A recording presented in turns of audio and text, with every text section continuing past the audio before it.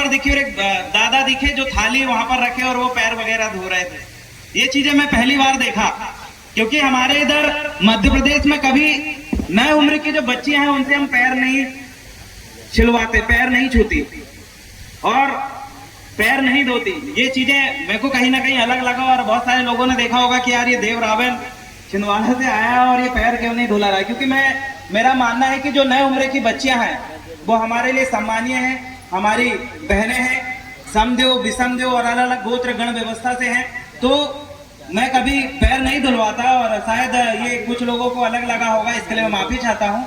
क्योंकि अलग अलग क्षेत्र में अलग अलग संस्कृतियां हैं, अलग अलग मान्यताएं हैं। और उसके साथ साथ में जैसे यहाँ पर आया तो मैंने आंगा पैर और साथ में चाउर जो पहन सकती है उनके बारे में मैंने नए नए चीजें देखा। तो उसी कड़ी में आज मैं अपने विचार व्यक्त कर रहा हूँ महाराष्ट्र की नागपुर जिले के आपके गांव में, जो थोड़ा अजीब सा है गांव, मैंने पहली बार लिया था भुट्टी बोरी, ये थोड़ा अलग सा नाम मेरे को लगा। और आज के समय में आज आपने देखा कि वीरांगना महारानी दुर्गावती का आज 499 मतलब ये मान चले आज से 499 जन्म दिवस हम आज मना रहे हैं। आप सभी लोगों को पता होगा, सर्वप्रथम मैं वीरांगना महारानी दुर्गावती के जन्मोत्सव की आप सभी कोयतुरों को, आप सभी नारी शक्तियों को और मातृ शक्तियों को मैं बधाई देना चाहता हूं। और मैं चाहूंगा कि आप मेरे साथ एक नारा लगाएं, वीरांगना महारानी दुर्गावती अमर रहे, वीरांगना महारानी दुर्गावती अमर रहे। आप सभी लोगों को ये सीख ले, जो नारी शक्तियां कम उम्र की बच्चियां हैं, क्योंकि वर्तमान समय में आप देख रहे हैं किस प्रकार से बच्चियों का शारीरिक शोषण दिन ब दिन बढ़ता जा रहा है, बलात्कार हो रहे हैं। सरकार उनको लेकर उचित कदम नहीं उठा पा रही है। हमारे मध्य प्रदेश में पास्को एक्ट बना हुआ है, शायद यहाँ महाराष्ट्र में भी होगा, क्योंकि मैं लॉ का स्टूडेंट हूं तो इस बारे में मैं जानता हूं। महिलाओं पे जो शारीरिक शोषण है दिन ब दिन बढ़ते जा रहा है, और क्यों बढ़ते जा रहा है, और सरकार इसके लिए रोकने के लिए कुछ ऐसे समाधान और तरीके नहीं निकाल पा रही है। लेकिन हमारे खून में है, वीरांगना महारानी दुर्गावती मंडावी हमारी पुरखे रही हैं, और जितनी भी मातृ शक्तियां मेरे समक्ष बैठी हैं, मैं उनको कहना चाहता हूं कि वीरांगना महारानी का अमर इतिहास गाथा, जिन मुगलों के साथ उनका युद्ध हुआ, वो भी आज उनको ये कहते हैं कि इस पूरी देश की या फिर हमारे अपने पूरे जीवन काल में ऐसी कोई वीरांगना हमारे सामने नहीं आई जो निडर होकर लड़े, अकेली लड़े, लेकिन कभी हिम्मत ना हारी। ऐसी वीरांगना महारानी हमारी पुरखा रही है, जिसका खून हमारी रगों में दौड़ रहा है। मैं नए उम्र की बच्चों को कहना चाहता हूं, आप किसी भी उम्र के हो, आप किसी भी जाति, किसी भी धर्म, किसी भी समुदाय से हो, इस धरती में, इस गोंडवाना भूभाग की धरती में वीरांगना महारानी का जन्म हुआ है। और ऐसी धरती में उस वीरांगना का जन्म हुआ जिसने अपनी मातृभूमि के खातिर, अपने क्षेत्र के उस जनता के खातिर, उनकी रक्षा के लिए अपनी जान को निछावर कर दिया। ऐसी वीरांगना का खून आपके अंदर दौड़ रहा है, तो आपके शरीर को आपके बिना मर्जी के कोई भी व्यक्ति कैसे टच कर देता है। आपको सीख लेना है, लड़ने भिड़ने की कला आपके अंदर बचपन से ही है। आप अगर ये मानोगे, अपने मस्तिष्क में अगर ये बिठारोगे कि आप नारी हैं, आप महिला हैं, पुरुषों से आप कमजोर है, तो ये बहुत बड़ी आपकी गलती है। कोई किसी से कमजोर नहीं होता, हर किसी की दो आंखें हैं, हर किसी के दो हाथ है, आपका भी शरीर है, मैं भी बोलता हूँ और आप भी बोलते हैं, आप भी धार सकते हैं और आप भी मार सकते हैं, आप में वो शक्ति है। याद रखें, आज के वीरांगना महारानी दुर्गावती के 499 जन्म दिवस के अवसर पर आज आप कसम खा के जाए इस पंडाल के नीचे से कि अगर कोई भी व्यक्ति, कोई भी ऐसा दरिंदा अगर आपकी तरफ गलत नजर से भी देख तो उसकी आंख नोचने का काम आप करेंगे, आंख नोचने का आप करेंगे। आज आप कसम खा के आता। दुख होता है मुझे ये देखकर कि दिन ब दिन ये नारियों पे अत्याचार बढ़ रहा है। इसको लेकर हम बहुत सारी नारियों को सेल्फ डिफेंस के जो किस प्रकार से हम बचाव कर सके वो सिखा रहे हैं। मैं सभी मातृ शक्तियों, नारी शक्तियों से कहना चाहता हूं कि आज की दुनिया में हमारे पास वीरांगना महारानी दुर्गावती है। और लास्ट बात, वीरांगना रानी दुर्गावती ने युद्ध हारी। क्यों हारी भाई, किनके खातिर हारी?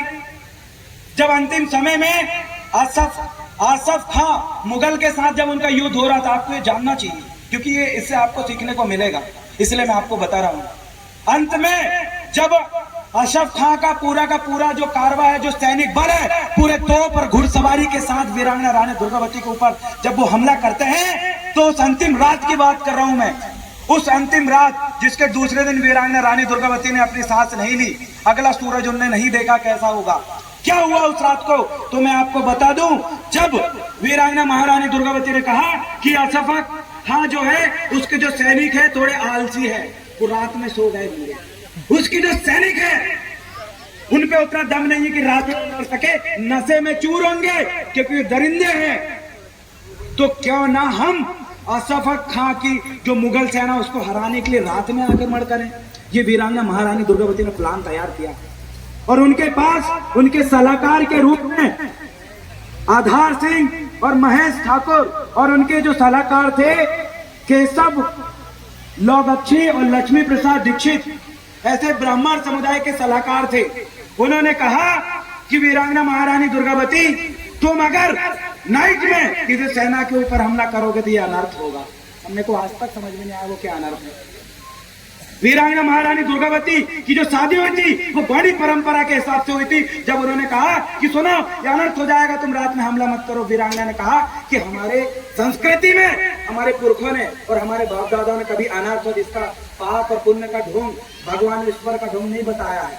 तो मैं हमला करूंगी तो उन्होंने कहा हम तुम्हारे साथ नहीं देंगे, तुम अगर रात में हमला करोगे। तो वीरांगना महारानी ने उनका कहना मान ली और दूसरे दिन में हमला करी तो उन्होंने देखा कि पूरे सैनिक मरने लगे और उनके साथ किसी ने षड्यंत्र किया। अगर वीरांगना महारानी दुर्गावती रात को ही अगर अशरफ खां के ऊपर अगर हमला कर देती, मुगल सेना के ऊपर अगर हमला कर देती, तो मैं आपको गारंटी देता हूं हमारे जो योद्धा थे वो उनको छठी का दूध याद दिला देते, लेकिन रात में ना करते हुए अनर्थ और कुछ गैर सांस्कृतिक चीजों को अमल करी, इस वजह से उनको अपनी जान गंवानी पड़ी। नहीं तो आज भी वीरांगना रानी दुर्गावती की कुछ नए नए बातें हम सुनते। तो इससे यह चीज मिलती है, इसे यह मैं आपको बताना चाहता हूं कि आपके सलाहकार कौन है, किसकी सलाह पे आप काम कर रहे हैं, किसके संगठन में आप जुड़े हैं, कौन आपको एडवाइस देता है, ये चीजें में आप ध्यान रखिए। क्योंकि हमारी महारानी ने अपना प्राण गंवा दी सिर्फ एक लापरवाही के खातिर। अगला वीरांगना महारानी दुर्गावती की प्रतिमा मैंने यहाँ पर देखा नहीं, शायद है या नहीं है यहाँ पे इस गांव में। प्रेरणा मिलती है आपको, वो होना चाहिए था। अगली चीजें मैं बात करता हूँ। अब हम रावण पेन की बात करेंगे, ये बहुत इंपोर्टेंट चीज है। रावण और रावण को लेकर मेरे बहुत साथियों ने कहा कि देव रावण, तुमने छिंदवाड़ा जिले में इस बार एसपी साहब को बोले थे कि अगर आप रावण जलाएंगे तो हम 20,000 से ज्यादा लड़के, एसपी और कलेक्टर महोदय याद रखो, झंडे और डंडे लेके पहुंचेंगे। उस बार तुमने चेतावनी दिया था और पुलिस ने 8 से 10 गाड़ी भर के पुलिस आके तुमको उठा के ले आई थी। इस बार तुमने क्यों नहीं किया? मेरे से ये सवाल किए, मेरे से लोगों ने सवाल किए, तुम क्यों नहीं विरोध कर रहे रावण दहन का?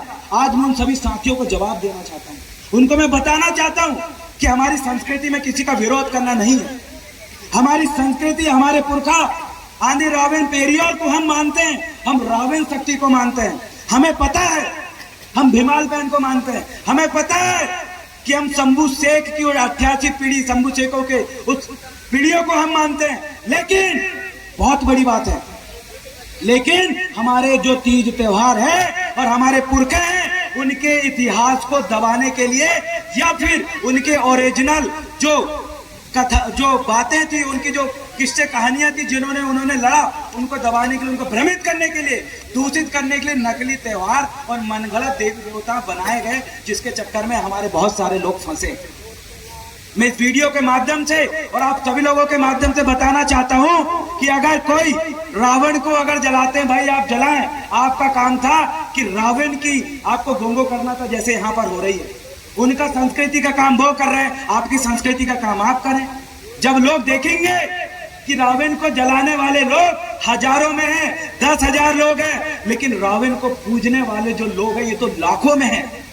तो भारत की संस्कृति रही है, भारत की संस्कृति रही है कि जब ये आदिवासी समुदाय के लोग, जब ये गौंड समुदाय के लोग जिस रावण की गोंगो करते हैं, जिस रावण को पूजते हैं, जिस रावण के लिए इन्होंने आज जो जतरा लगाया है, रैली निकाली है, इस रावण को हम क्यों जलाएं? तो सामने वाले लोगों का दिल पिघलता और वो खुद ऑटोमेटिक रावण दहन बंद कर देते, हमें बोलने की जरूरत नहीं है। लेकिन रावण हमारा पुरखा है, रावण का इतिहास हमें नहीं पता। रावण को मैं एक दूषित नाम समझता हूँ, हमारी संस्कृति को खत्म करने वाला नाम समझता हूँ। वो उनके हिसाब से, उनके साहित्य उनके हिसाब से सही होगा, लेकिन मेरे हिसाब से तो मेरा रावण सही है।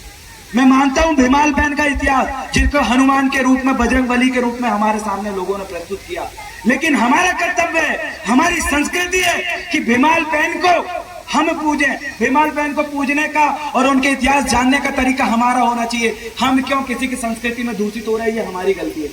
क्या आपको पता है कि भीमाल बहन के माता पिता का नाम क्या है? यहाँ मातृशक्तियों को पता है खेड़ापति दाई के माता पिता का नाम क्या है? हमें हमारी संस्कृति के बारे में पता नहीं है।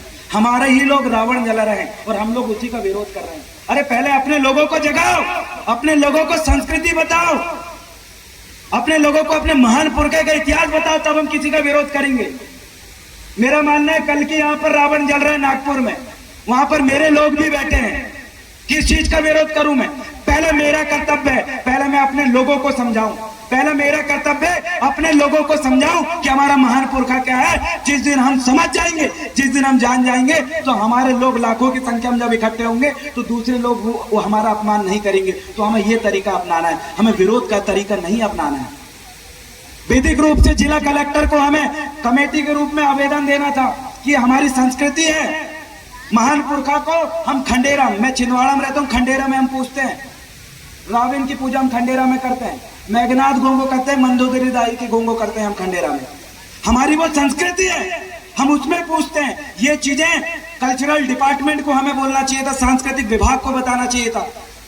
ट्राइब जो TACA ट्राइबल एडवाइजरी कमेटी, आदिवासी सलाहकार परिषद, जो आपके साथ गलत हो रहा है या सही हो रहा है, क्या करना है नहीं करना है, इसकी सलाह देने वाला जो परिषद होता है वो आदिवासी सलाहकार परिषद, ट्राइबल एडवाइजरी कमेटी को हमें सूचना देना था। लेकिन हम लोग क्या कर रहे हैं, हमारे लड़के, आप देखना कई लोगों के ऊपर FIR दर्ज हुई, मेरे पास फोन लगाते हैं कि भैया फलाना जगह रावण दहन हो रहा था, हम रोकने के लिए गए तो वहां पुलिस वाले ने हमें अंदर डाल दिया। भाई संवैधानिक तरीका आजमाओ ना, क्यों गलत तरीका हम आजमाते हैं? हमारी संस्कृति है ना, हमारे पुरखे है ना, उनको आप पूजो ना। विरोध कब करो? जब हमारे पूरे लोग जाग जाए। अगर हमारे लोग नहीं जागे तो गांव गांव हमें हजारों गांव जाना पड़े, लाखों गांव जाना पड़े, हम युवाओं का टोली बना के गांव गांव जाएंगे, अपनी संस्कृति को समझाएंगे। ये हमारा किस्सा होना चाहिए, हमारा ये मार्ग होना चाहिए काम करने का। लेकिन विरोध करना मैं कतई उचित नहीं समझता। मेरा मानना है पहले मैं हमारे लोगों को जगाऊं। और अगली चीजें मैं ये कहना चाहता हूं, हमारे ये नन्हे मुन्ने बच्चे घूम रहे हैं। अब बताओ, अभी यहाँ माता बहनों को पता नहीं है अपना इतिहास। बोदाल पैन किसे कहते हैं आपको पता ही नहीं होगा, है किसी को पता है? मातृशक्ति बोदाल पैन के बारे में जानते हैं? आपको अपने पुरखों के बारे में कुछ नहीं पता। कल के कोई व्यक्ति यहाँ आएगा और बोलेगा कि आप आदिवासी हो, आप गौंड समुदाय से हो, लेकिन आपको अपनी संस्कृति के बारे में पता नहीं है, तो आप गौंड नहीं हो।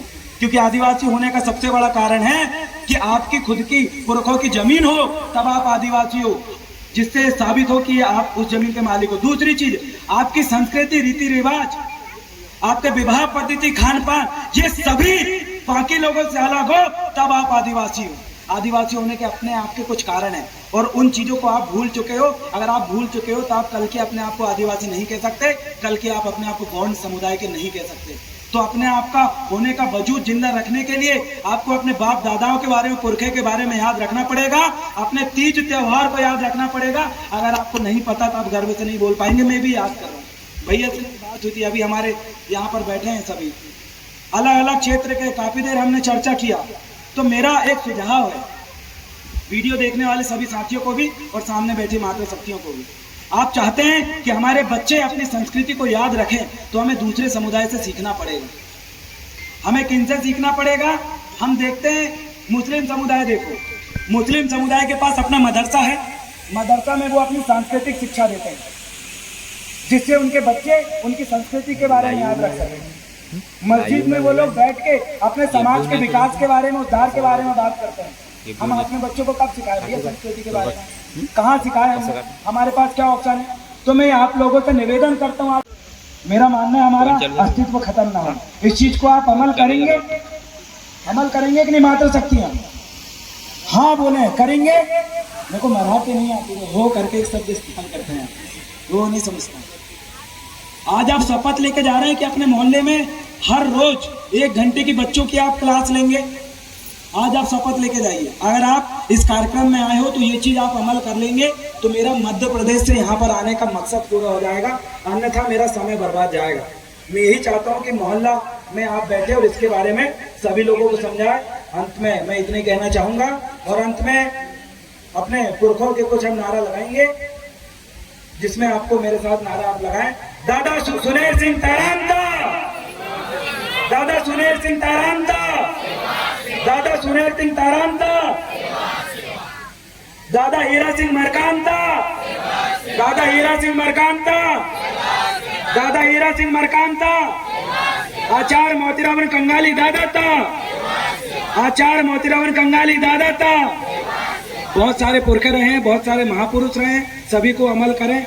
और आज के इस दिन में आप यही विचार करें कि अपने पुरखे, अपने महापुरुषों को आप याद रखेंगे, घर पे जाएंगे, चौतरी में जाएंगे और देखेंगे कि आपके घर में किस धर्म के देवी देवता टंगे हैं।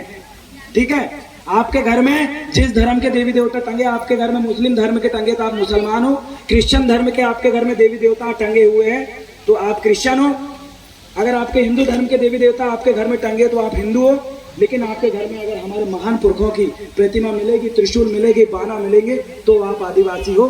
जो असली आदिवासी है वो यहाँ पर जो सुनेंगे, देखेंगे, और जिनके घर में दूसरे धर्म के देवी देवता बैठे हैं तो उनका आप खुद तरीका निकालें। ये अंत में मैं इतना ही कहूंगा। बहुत बहुत धन्यवाद। सेवा सेवा सेवा दिखाएं। बहुत बढ़िया। देवराम जी ने बोले कि अपनी संस्कृति, कल्चर, इसके बारे में बताया है। अभी थोड़ी देर में मंगलाताई